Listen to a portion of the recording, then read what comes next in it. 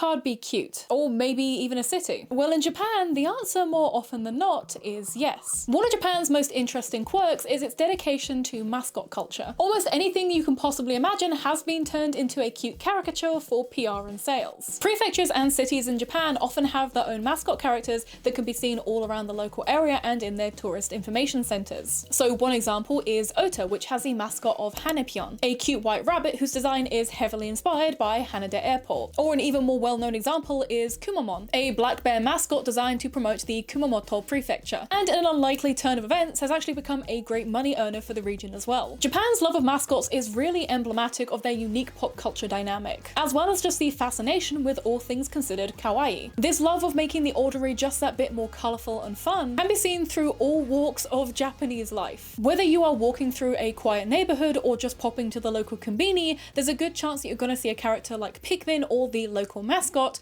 during your travels. However, despite the allure of social media safe matcha foam art and kawaii plush mascots, the reality of life in Japan is not so picturesque. This manufactured sense of whimsy is kinda ironic, considering that Japan is also a rigid, fatigued, and conservative country. The word kawaroshi in Japanese refers to death from overworking, so for example something like a stroke, high blood pressure, or a heart attack. Meanwhile, the term karojisatsu refers to when work and life gets too much and you decide to just end it. And both of these things are sadly pretty commonplace in Japanese society. Another thing that you might just not realize is stuff like gay marriage is still very much illegal, and although you may not be the victim of a physical hate crime, many queer folk in Japan end up just settling into lavender marriages or assimilating to the socially expected family arrangements. And as I explored in one of my previous videos on Jidaikei, there is also an ongoing issue with young people sleeping rough, forming addictions to booze, host clubs or gambling, and also having to work in adult industries such as papakatsu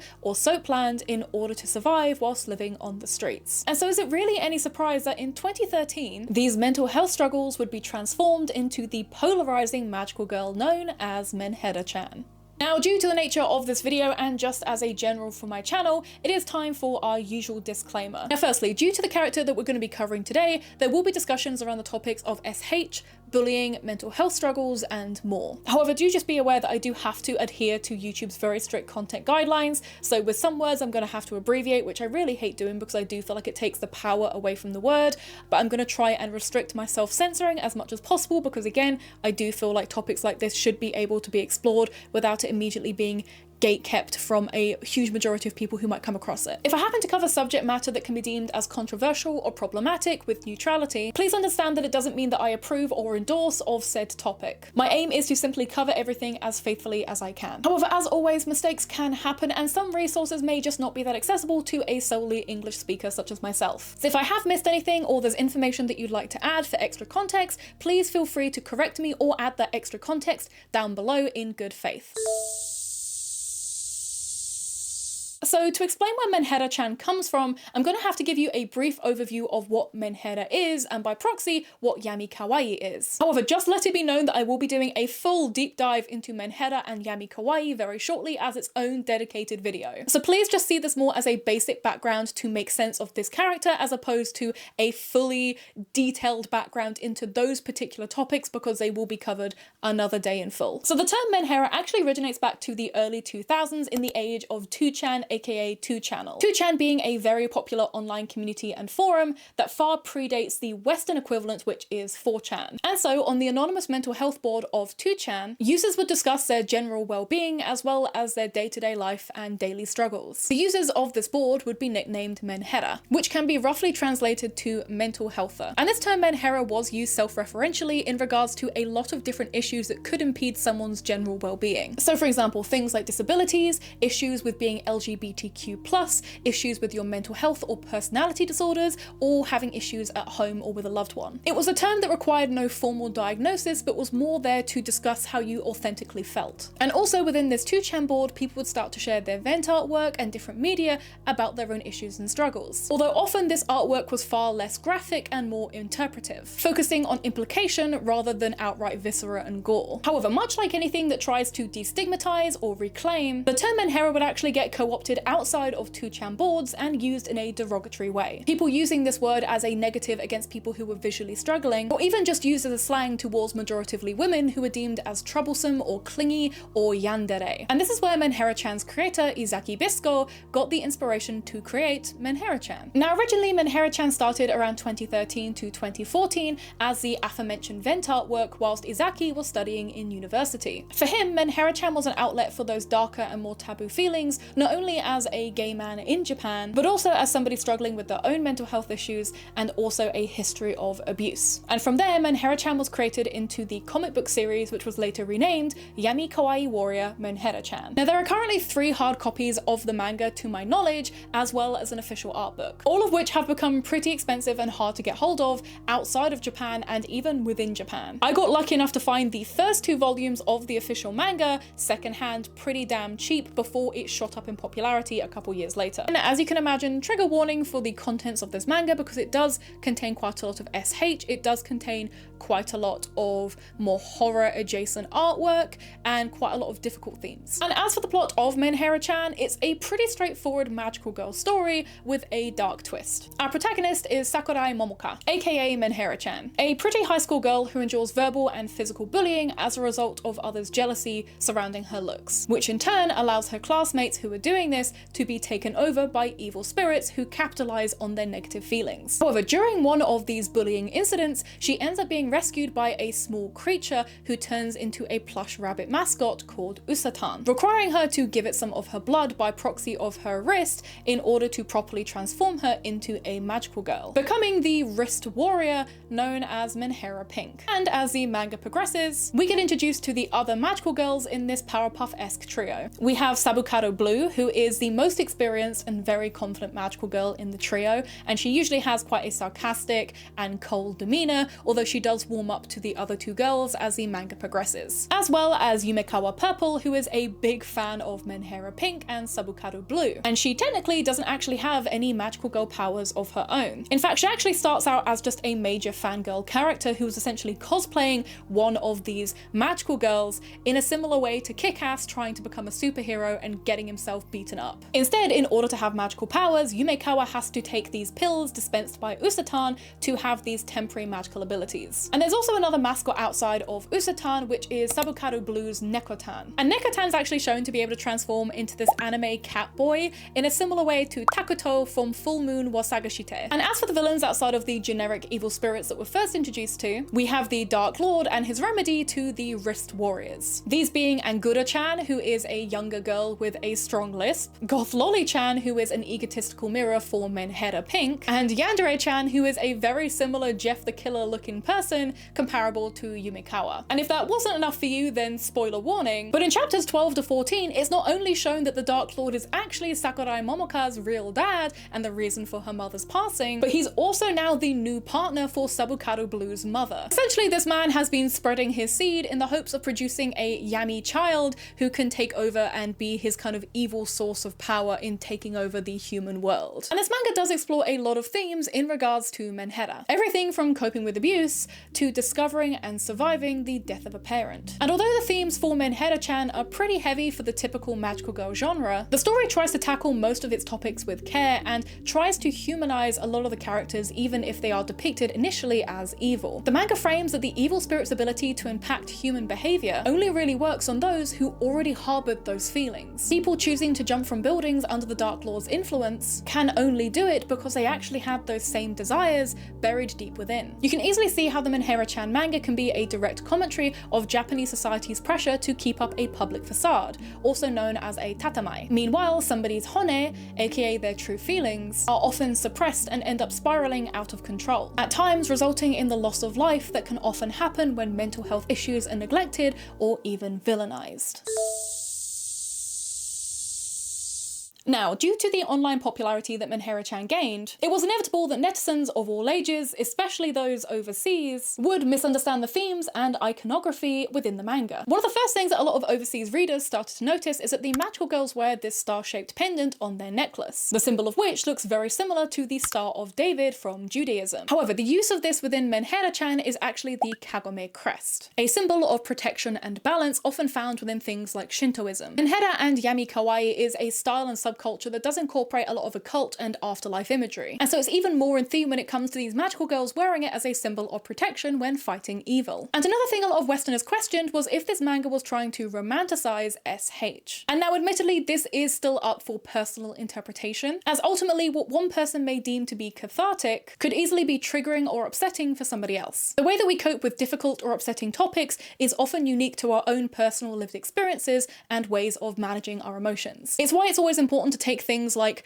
I'm a survivor of insert this and I think it's bad and that means it's bad, with a grain of salt, because ultimately people who've experienced a certain thing aren't a monolith and won't always agree. However, I do think it's important to remember that vent artwork is vent artwork and is often there to reflect the lived experiences and feelings of another individual. And in this case, society's reaction to mental health struggles is markedly different between Asian countries like Japan and many Western countries. Sure, the mental health services in the UK are pretty wank. Getting told as a troubled teenager to have a cup of tea and a hot bath when you're on the brink of ending things is definitely not productive or helpful and doesn't really fix the long-term problem, which is your suffering mental health. But the fact I was able to tell my parents, who were then able to take me to a GP, who were then able to refer me to mental health services and services specifically for my age group, is still a darn sight better than what a lot of people in Asia have access to. It is a privilege that many adults even in Japan don't have. In Japan, being ill is seen through a very narrow lens. You're meant to be able to just get better and resume regular activities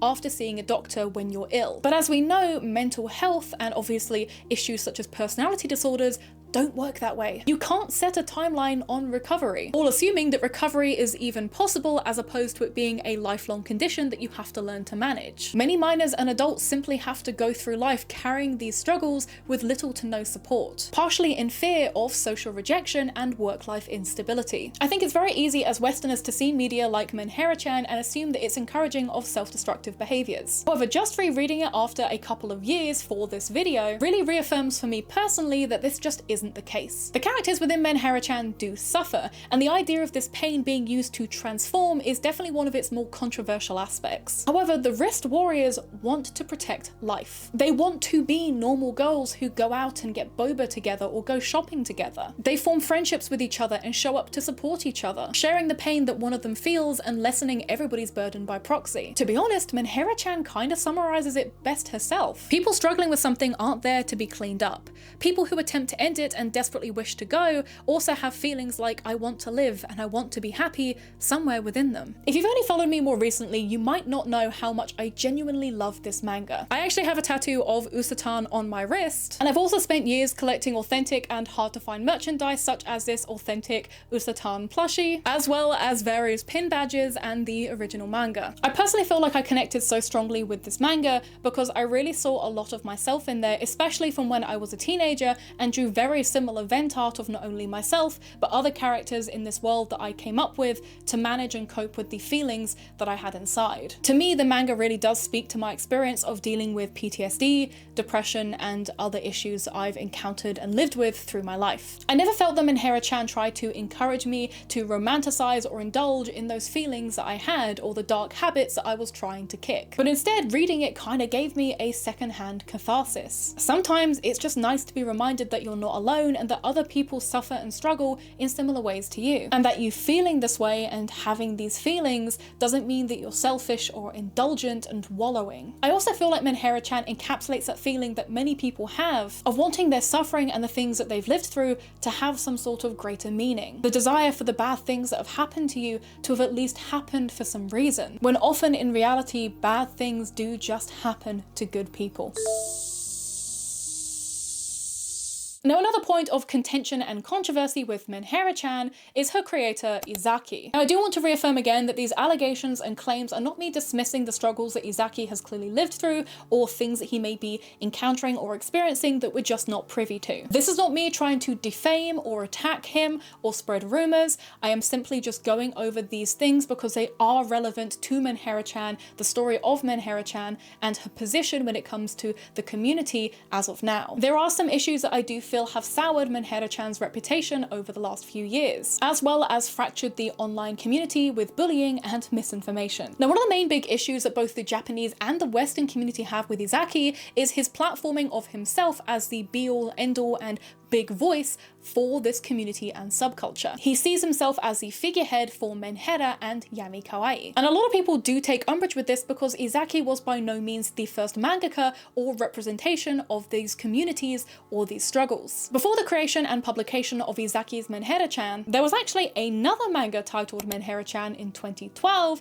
by artist Toko Kotoha. This manga follows 3 school-aged kids, Menhera Chan, Byojaku Chan, and Kenko. Kenku is a pretty ordinary and upbeat young boy. Byojaku is clumsy and fragile and has an immense love for boy love manga, and Menhera Chan is awkward and pessimistic but kind to her friends. And this manga is mostly comprised of short one-page comic strips of the daily lives of the 3 kids. It's overall pretty short, light-hearted, but still alludes to the loneliness and struggles of mental health issues. Menhera herself is often drawn to have a morbid sense of humour and morbid coping mechanisms, but despite all that is still very well liked by her very supportive and kind friends. And so this manga, other existing artworks, and of course the original 2chan board were where this community truly started, all existing far before the mainstream popularity of Ezaki's Menhera Chan. And yet unfortunately, due to the success that Ezaki gained, he was not only given a national spotlight, but also an international one too. Very quickly he began to get invited to international anime conventions, as well as featuring in a very viral Refinery 29 documentary posted to YouTube back in 2018, within which he perpetuated the idea that the term Menhera was always and inherently a negative, and that his Menhera-chan was there to combat that stigma. デリケートなところなんで、メンヘラちゃんはなんかいろいろとメンヘラって良くないんじゃないかとかよく言われるんですけど、まあなんか見た目が可愛くて好きになってくれる人が多くて。But as we've already covered, Menhera wasn't created as a derogatory term towards people, but was actually a self-identifying label used amongst a group of like-minded people online. It was only when this community started gaining more mainstream visibility and others discovering it that this term was co-opted and used as a negative against those same people. It didn't start out as an insult, and so Menhera-chan shouldn't really need to be there to remedy it because it isn't a dirty word. According to one Tumblr post that was discussing Ezaki, he made a now deleted post outright stating that there is no Menhera culture, separating himself and his viral artwork from the community and instead pushing for the term Yamikawaii to be used instead. Even claiming in a Harajuku Pop article that he wrote that the term Yamikawaii is actually a term that he completely coined and came up with and popularized due to his Menhera-chan manga. And sure, maybe the term Yamikawaii had a lot to do with his influence, but again, the whole culture and community that inspired that fashion style, which is far more aesthetically based, already existed from Menhera. And this inadvertently caused a lot of online infighting between a huge group of people. Some who say that the art and fashion should be called Menhera, those who believe that the community is Menhera but the fashion is inherently Yamikawaii, and those who feel that only Yamikawaii should be used because the term Menhera has now been used as a derogatory. Back in 2020 and 2021, myself and many others got an onslaught of threats and harassment and call-outs purely for using terms like Menhera self-referentially, as well as tagging it under outfit photos featuring Menhera-chan or Yamikawaii iconography or Menhera iconography. It was a hell of a time. Like for me, I think it lasted around 3 or 4 months of just constant harassment, which was really difficult because at the time as well, I had been very open about my mental health struggles. I was really going through it, and it really did impact that quite a lot. I was having panic attacks at my old job because of the amount of harassment and messages that I would receive, which is kind of ironic considering that the whole thing is meant to be advocating for recovery and positivity and destigmatization of mental health issues, and yet people were using a lot of jumbled information and hard to find and source information as a reason to essentially mess up people's mental health quite openly and unapologetically. It was a messy time. And this kind of behavior was driven by this online misinformation, mostly spread by Ezaki, but also through Discord channels where certain community members were also perpetuating quite an aggressive and very narrow view of what was and wasn't allowed within both the community and the fashion. And again, to be honest, this drama and infighting will be covered more at length within my Menhera and Yamikawaii video, which I'm going to be doing separately, but I thought I would mention it here because again, Ezaki was kind of a component within some of this, and again, he was one of the only, I guess, Japanese residents who was really brought into the fold for English speakers as a representation of that style and community. And as such, when he spoke and he got things wrong, or he spread misinformation, or he spread his own agenda, it was very easy for people to consume that and see that as the only correct opinion, because he's a Japanese guy, very heavily known for his involvement within it. And speaking of Yamikawaii, another one of Ezaki's most notable controversies was his copywriting of the word Yamikawaii in 2017 and the term Menhera Chan in 2014. In his mind, his popularization of the term internationally, as well as a few isolated incidents of art theft, meant that he could lay claim not only to the terms, but also items and artwork produced under those labels. However, from what I could find, the application to copyright Yamikawaii was actually refused, and as far as I know, was never upheld. And so he's never actually had the copyright for Yamikawaii, but he definitely did attempt it. And as you can imagine, his attempt to copyright the terms Yamikawaii and Menhera Chan really upset not only the Japanese community, but the international one too. Especially since Menhera and the artwork associated all existed far before his arrival. Many attribute his decision to try and copyright these terms as a core reason for the style, the fashion, and the production of Menhera artwork and Yamikawaii fashion to have really faded out of fashion and popularity within Japan. Many people choosing to distance themselves in order to not allow him to profit from these terms, as well as just wanting to avoid the association with him as a creator in general. One specific drama that is relevant to the trademarking of these terms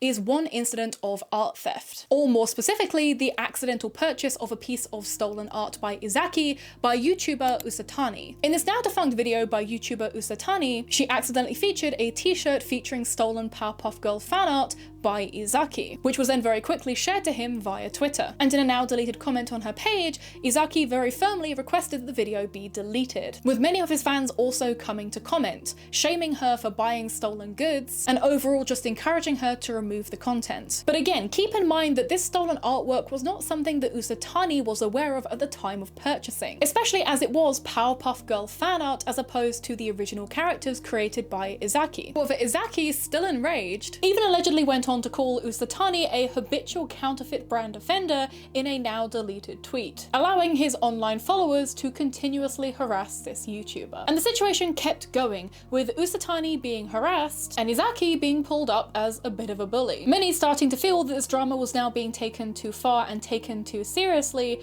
going from being a criticism to just being a witch hunt. All what was over a pretty simple and innocent mistake that anyone might have done, but was just unfortunately publicized by a YouTuber that didn't know any better. And ironically, this led to people actually starting to discuss Ezaki's own purchasing of counterfeit goods from brands such as Sanrio, Cardcaptor Sakura, and Meiji Chocolate. Not to mention the claim that Usatan's original design had to be changed because Ezaki had actually plagiarized an original bunny character by artist Yamikawaii Chan. Now again, this is an accusation, but it is one that is kind of relevant to this uproar surrounding counterfeits and fake goods. After a couple of days, Usatani ended up re-editing and re-uploading the original video, as well as issuing an apology directly to Ezaki via Twitter, with the comments on this still public re-edited version of the original video being far more positive and even critical of Ezaki for making such a big deal over it. Many fans of Usatani were just happy that she was so willing to make this change and did so in such good faith. Ezaki ended up responding to this apology and deleting all of his original tweets and uproar surrounding the original video, in what some say was an attempt to try and sweep the situation under the rug. Now, I did see some allegations of this incident actually leading to Usatani potentially trying to do something rather drastic to herself due to all the harassment and bullying she was receiving off the back of this mistake. However, again, I can't find any evidence of this on the sources that I was able to find. And so again, take that with a grain of salt, because I don't want to say that that definitely happened when I can't find any full suggestion of it, but it's something that could have happened. It's one of those things that's up in the air.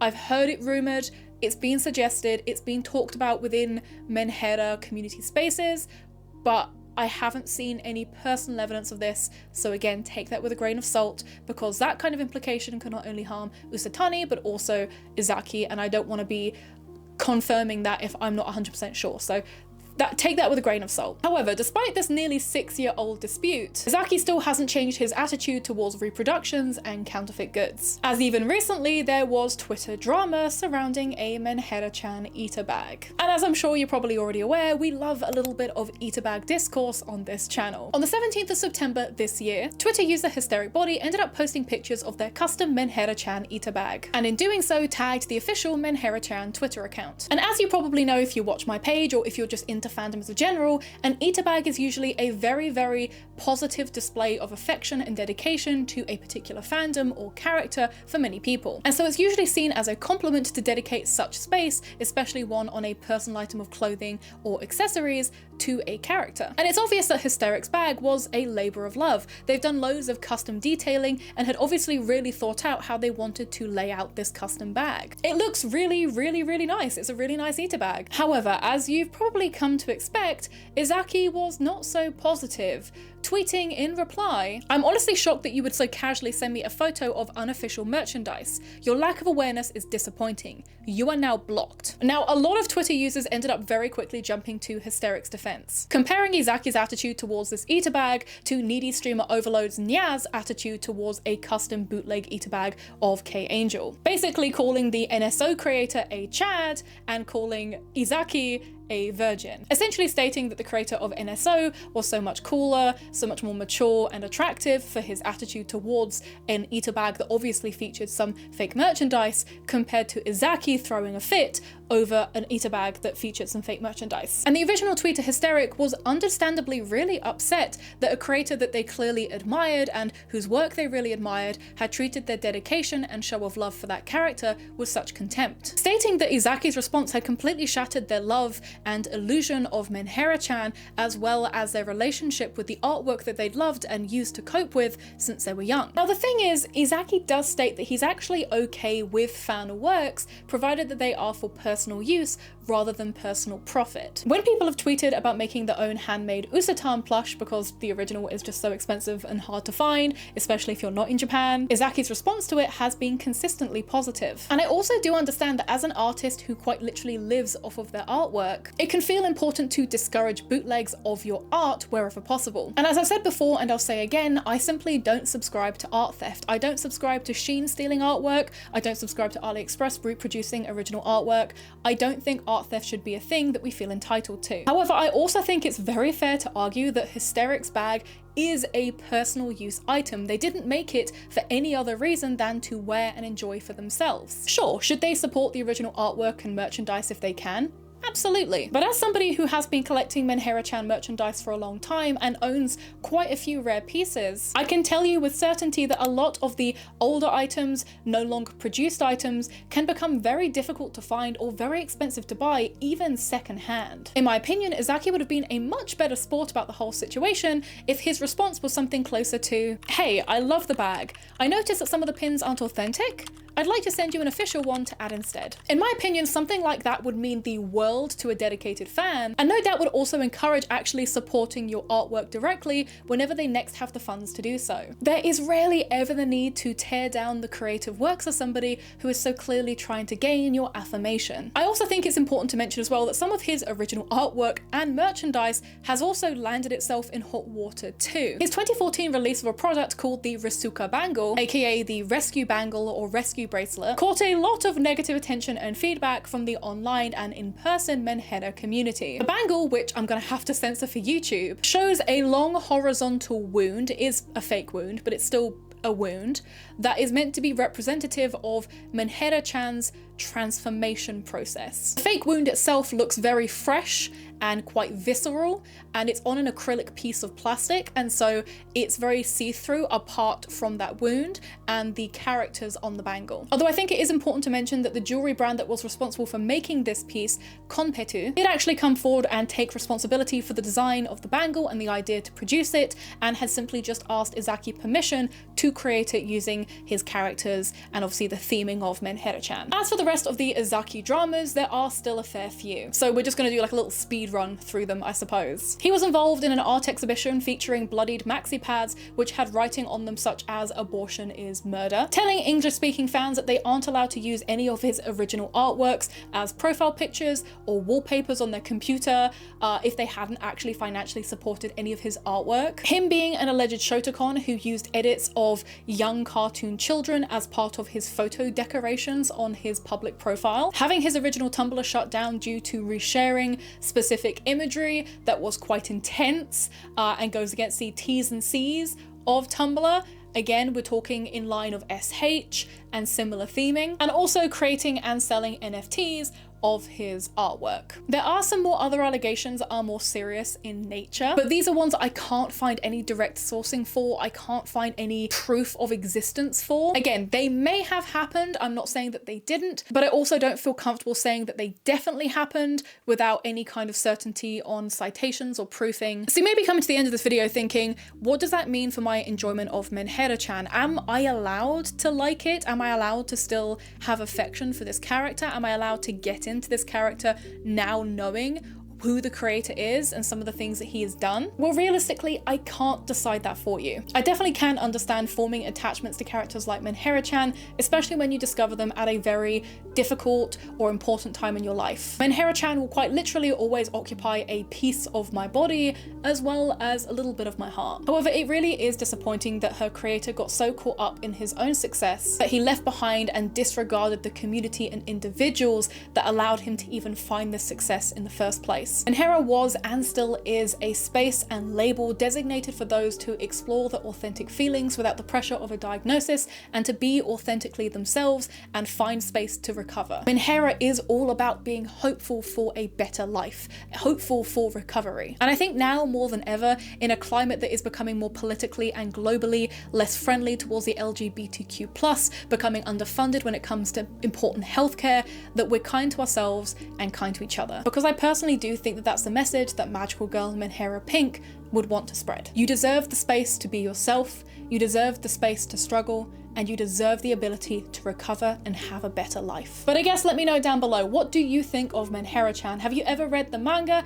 Have you ever been involved in the Menhera community? What do you think of Ezaki and his artwork? Please do let me know down below. Do want to again reaffirm that I'm not making this video to witch hunt Ezaki. Regardless of what you may think of him or what I may think of him, he is somebody that has, at least at some point, had struggles with his mental health, and I do feel like dogpiling somebody who has been in that position is still not going to be conducive to a productive conversation or positive change. I think it's just more likely to send somebody in a downward spiral, and that's not something that I encourage or have ever encouraged on my page. So please don't participate in any of that. We can have discussions about behavior, we can have discussions and critiques of things people do without becoming the villain of the piece. I don't want to be a villain. And as always, I once again want to give a big thank you to all of my beautiful Patreon members, everybody from the casual tier all the way to my Oshi tiers, with these being Nina Hopkins, Idiot Insomniac, Lucy, Shy Raw, Harakivo, Danny16, Sweet Misery, Meryl Iram, and the Galmar. And of course, all of our beautiful otaku tier patrons as well, who you can see on screen. Starting at just $2.50 a month, which is less than a cup of Costa coffee, which will likely give you the shits, you can join my Patreon and support me and what I do. And for Oshi and Otaku tiers, not only will you get your username read out or shown on screen as a supporter of what I do, but you'll also get access to behind the scenes content, including my most recent Japan vlog, which is finally up on the Patreon.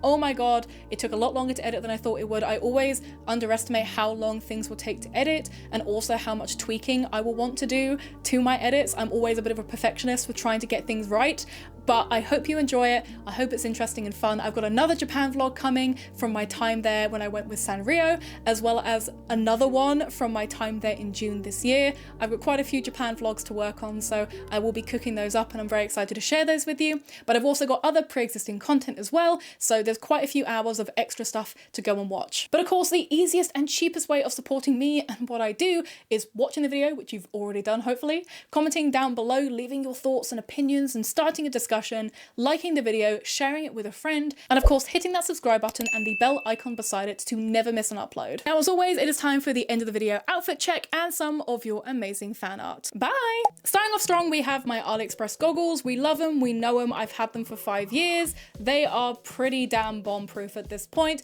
I saw somebody over on TikTok talking about my goggles and saying that they're like £100 ones from Amazon. No. I bought these pre-COVID. These have been with me for a very long time. Obviously, if you're gonna go and actually like ride a motorcycle, buy proper ones. But if you are just wearing them for fashion, as long as you're gonna wear them enough, you can grab them cheap. Now, as for my t-shirt, you can't actually see it that well, but this is an official Menhera Chan one that I got a couple of years ago secondhand. It says fuck on it, and it just has a picture of Menhera Chan flipping off you, I guess, as the viewer.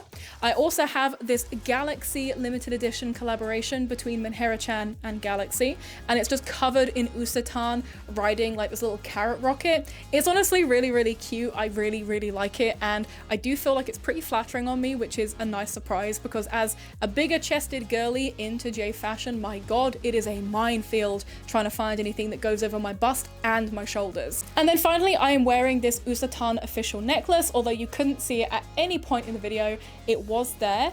I was going to wear my box cutter necklace, however I couldn't find it when I was getting ready for this video, so you'll probably see it in my next video on Yamikawaii and Menhera, but I was planning to wear that, but I couldn't find it anywhere, so I just kind of kept it simple. But be sure to stay tuned for my next video on Yamikawaii and Menhera if you found this interesting. It should be out at some point this month, either next week, maybe in a couple weeks, but I am already working on the script, and of course I am still working on my script for fandom culture and censorship that is coming. It's just a really long video and I need to make sure I tackle everything as best I can because I know what the internet is like for twisting people's words. So I want to make sure my script is as watertight as it can be to make sure that that video is as solid as possible.